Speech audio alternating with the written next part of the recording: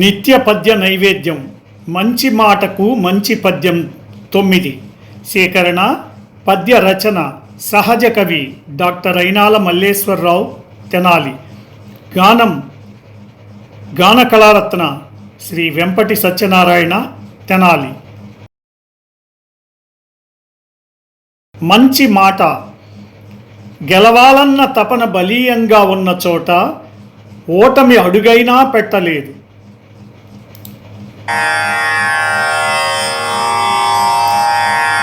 గెలవవలయునన్న తపన బలముగాను ఉన్న చోటున ఓటమి ఒక్క అడుగును ఎట్టి స్థితి అందునను గాని పెట్టలేదు.